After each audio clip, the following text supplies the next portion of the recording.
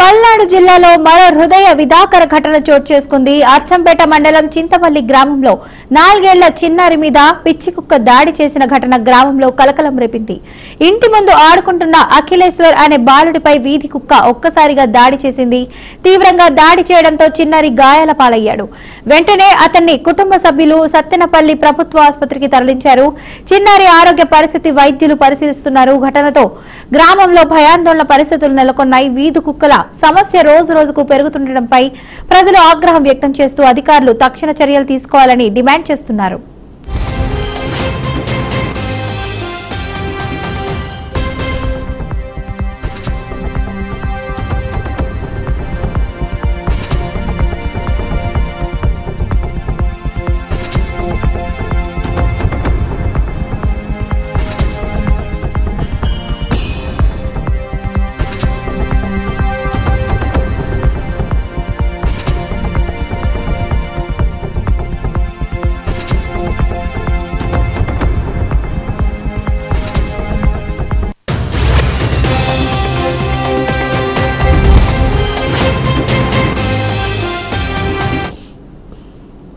పల్నాడు జిల్లాలో మరో హృదయ విదారక ఘటన చోటు చేసుకుంది. అచ్చంపేట మండలం చింతపల్లి గ్రామంలో 4 ఏళ్ల చిన్నారి మీద పిచ్చి కుక్క దాడి చేసిన ఘటన గ్రామంలో కలకలం రేపింది.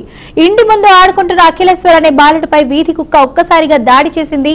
తీవ్రంగా దాడి చేయడంతో చిన్నారి గాయాల పాలయ్యాడు. వెంటనే అతని కుటుంబ సభ్యులు సత్తెనపల్లి ప్రభుత్వ ఆసుపత్రికి తరలించారు. చిన్నారి ఆరోగ్య పరిస్థితి వైద్యులు పరిశీలిస్తున్నారు.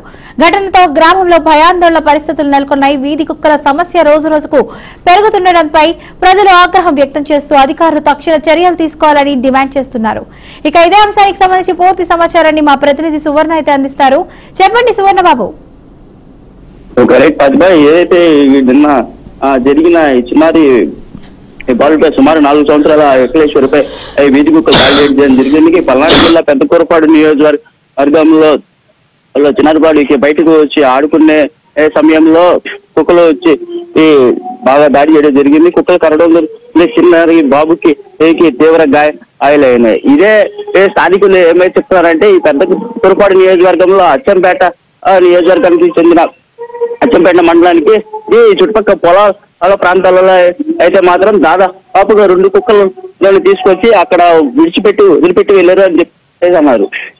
అయితే ఈ బాబాయ్ అయితే మాత్రం ప్రస్తుతానికి ఇక అఖిలేశ్వర్ పై కుక్క దాడి చేయడంతో ఇక్కడ చికిత్స నిమిత్తం సత్తెనపల్లి ఆసుపత్రికి వచ్చారమ్మా. స్థానికంగా ఇక్కడ మున్సిపాలిటీ అయితే కావచ్చు, స్వతంత్ర అయితే కావచ్చు చెప్పడంతో వాటికి తీవ్రంగా కఠిన చర్యలు తీసుకొని ఈ కుక్కలను తీసుకెళ్లి అటవీ శాఖ వారికి అంటే తీసుకెళ్లి మొత్తాన్ని కుక్కలన్నీ ఒక దగ్గరికి తీసుకొని వెళ్ళి వదిలిపెడతానని చెప్పేసి అని చెప్తున్నారు. ప్రస్తుతానికి అయితే బాబుకి చికిత్స నిమిత్తం సత్తెనపల్లి ఆసుపత్రిలో ఉన్నారు.